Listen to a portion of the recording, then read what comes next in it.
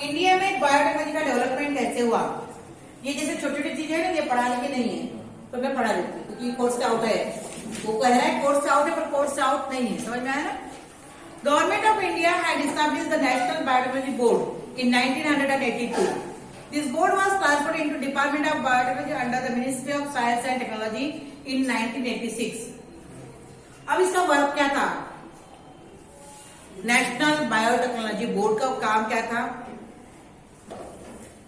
It includes national institute of immunology, national facility for animal tissue and cell culture, national centre for cell science. यानी सभी के सभी काय में है, इसमें बायोटेक्नोलॉजी के डिपार्टमेंट में है। यहाँ पे कई सारे स्टूडेंट क्या करते? पीएचडी करते, डॉक्टरेट की डिग्री करते। अब पीएचडी करना है तो रिसर्च आ गया, रिसर्च समझता ना, and are contributing to the progress of country in the field of biotechnology. बहुत सारे लोग रिसर्च करते रहते हैं।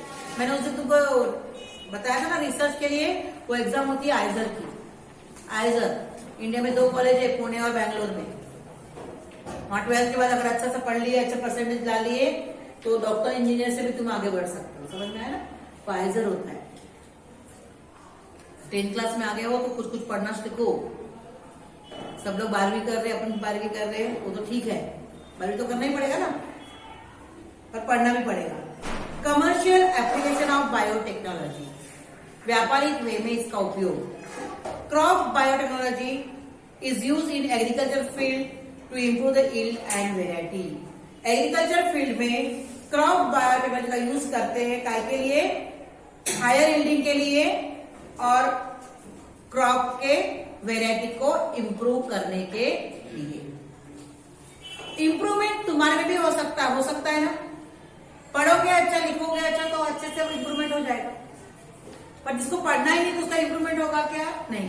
पेरेंट्स क्या करेंगे? बेटा स्कूल जा, बेटा मोबाइल ले, बोलेंगे ना, पर इम्प्रूवमेंट अपने को करना है। Hybrid seed, genes of 2 different crops are recombined to form hybrid of various crop. This is specially useful for fruits. दो प्रकार के वेराइटीज को के जीन्स को आपस में म्यूटेशन किया जाता है और एक तीसरे प्रकार की वेराइटी बनती है, वो स्पेशली कार में यूज आती है फ्रूट्स में। समझ में आ गया? देन जेनेटिकली मॉडिफाइड क्रॉप्स, अब जीन्स के द्वारा क्रॉप बनाए जाते हैं, मॉडिफाइड किए जाते हैं, यानी कमजोर है तो उसको, यानी कम यील्डिंग वाले हैं जिनको हायर यील्डिंग का बनाया जाता है। Crops develop with desired characters by integrating foreign gene with their genome are called genetically modified crops. अब क्रॉप डेवलप करना है अपने डिजायर के अनुसार, डिजायर है अपनी इच्छा, डिजायर है इच्छा, है ना? तो अपने इच्छा अनुसार क्रॉप को डेवलप करना है कि क्रॉप वाटर रेजिस्टेंस है, डिसीज रेजिस्टेंस है, इस टाइप का उसके रेजिस्टेंट पावर ज्यादा बढ़ाना है। इस प्रकार से दूसरे क्रॉप में का जीन और इसका जीनोम लास्ट ईयर पढ़े तुमने, मटर की फल्ली वाला, याद है? मटर की फल्ली वाला पेरेंट सेल, मैंने भी पढ़ाई थी अपने 9th में। पेरेंट सेल, डॉटर सेल, है ना? P1 पेरेंट, P1 जनरेशन, ये सब 9th की बुक में है। Mendel's law of hereditary. तो 2 जीनोम आपस में मिलाते हैं और एक तीसरा हायर यील्डिंग वाला बन जाता है। तो जो तीसरा बनेगा, जेनेटिकली मॉडिफाइड तीसरा जो बनेगा, उसकी प्रॉपर्टीज क्या होगी, उसके कैरेक्टर्स क्या होंगे कि वो हायर यील्डिंग वाला वेराइटीज होगा with resistance to disease. Higher yielding में देगा और डिसीज रेजिस्टेंस भी रहेगा, उसको किसी प्रकार की डिसीज होगी नहीं। Alkalinity weeds other stress like cold and drought, यानी उसको सॉइल अल्कलिनिटी है, वीड्स उस पर नहीं आएंगे। वीड्स जानते हो ना, हमें पता है कि weeds crop grow other than plants grow other than crop plant are known as weed. फसल के अलावा उगने वाले वनस्पति को वीड बोलते हैं। तो वीड पे नहीं आता। Stress like cold and drought, cold और ड्राउट का भी उस पर कोई असर होता नहीं, ठंडी का और काय का, अकाल का, पानी न आना। आजकल मार्केट में जाओ, एग्रीकल्चर की दुकान में जाओ, तो अपने घर में अगर बाड़ी लगी है तो उसमें अपने अपन ने काम का भी चीज लगाया उपयोगी, परंतु उपयोगी के साथ साथ अनुपयोगी वस्तु भी उग जाती है तो उसको स्पेशल मारने के लिए क्या आता है, पाउडर आता है, स्प्रे करना पड़ता है। तो वो जो क्रॉप पाउडर आता है, पाउडर जो डस्टिंग करते हैं या स्प्रेइंग करते हैं ना, वो पाउडर क्या करता है, फसल क्रॉप को नहीं मारता, जो वीड है उसको मार देता है। तो ये कैसा हो गया, अब मरेंगे तो क्रॉप कर डालेंगे तो सभी मरना चाहिए ना, पर वो नहीं होता, फसल नहीं मरती, दूसरी चीज मर जाती है। तो ये कैसे एक कौन सी टेक्नोलॉजी है, बायोटेक्नोलॉजी। बीटी कॉटन, अपने यहाँ कॉटन नहीं होता, कपास, तो कपास की खेती करने वाले लोग नागपुर के आगे जितने भी पश्चिम महाराष्ट्र में लोग रहते ना, विदर्भ के आगे, अपना तो विदर्भ अपन में आते हैं, पर पश्चिम महाराष्ट्र में कॉटन बहुत होता है।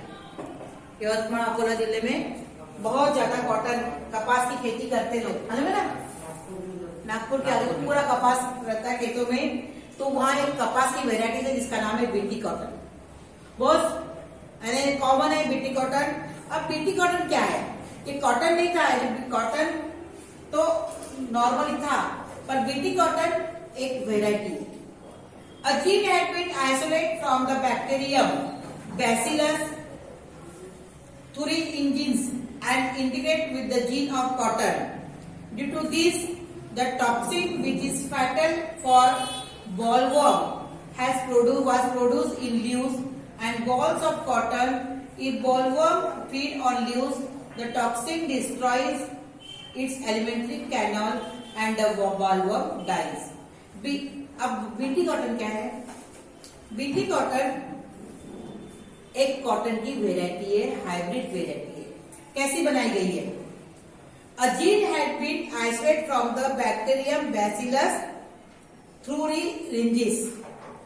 तो अगर बैसिलस thuringiensis आ गया, बीटी आ गया, वो बीटी आ गया ना, तो ये बैक्टीरिया बीटी जो था इसको इंटीग्रेट किया गया था जीन ऑफ कॉटन में, उसको लेके जीन ऑफ कॉटन में बायोटेक्नोलॉजी की मदद से उसके अंदर डाला गया, समझ में आ गया, कॉटन में। अब इसके कारण क्या हो गया, the toxin which is fatal for bollworm was produce in leaves and bolls of cotton.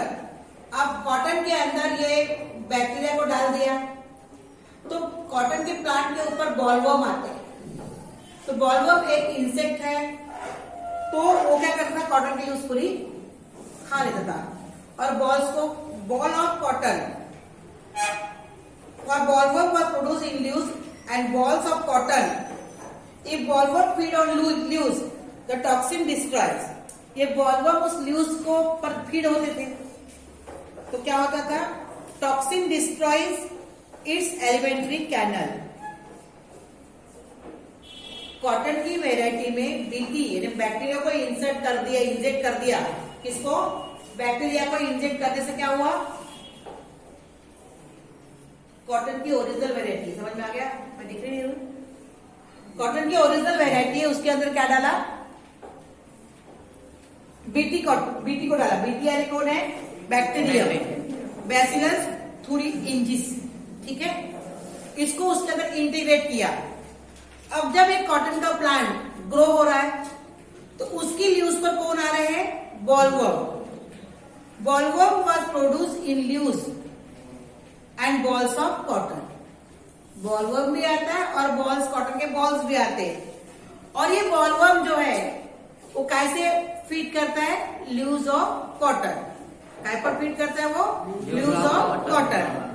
तो जब कॉटन के लीव्स में को फीड करता है तो जो टॉक्सिन रहता है, टॉक्सिन एक प्रकार का जहर बोल दो, क्या, जो अपने को आवश्यक, अपने को जो पचता नहीं वो टॉक्सिन है ना। टॉक्सिन जो होता है किसके अंदर का, लीव्स के अंदर का, वो उस बॉलवर्म के कहां पे जाता है, एलिमेंट्री कैनल में। अब जो टॉक्सिन उसके एलिमेंट्री कैनल में गया लीव्स में का, तो उसकी क्या हो जाती है, डेथ। और कॉटन के बॉल्स क्या होते हैं, अच्छे ग्रो होते हैं। समझ में आ गया, समझ में आ गया अभी। एंड द बॉलवर्म डाइज, इसीलिए उसका नाम हो गया बीटी कॉटन। उस प्लांट का नाम क्यों बीटी कॉटन, कॉटन की वेराइटी का नाम क्या हो गया, बीटी कॉटन। बीटी कॉटन ने उसके अंदर बैसिलस thuringiensis ये बैक्टीरिया पाया जाता है। It destroys the bollworm from ball of cotton and increase the growth of cotton plant. समझ में आ गया? ये बॉलवर्म करता है कैसा, उसके एलिमेंट्री टॉक्सिन चला जाता है और उसकी डेथ हो जाती है। Then BT brinjal,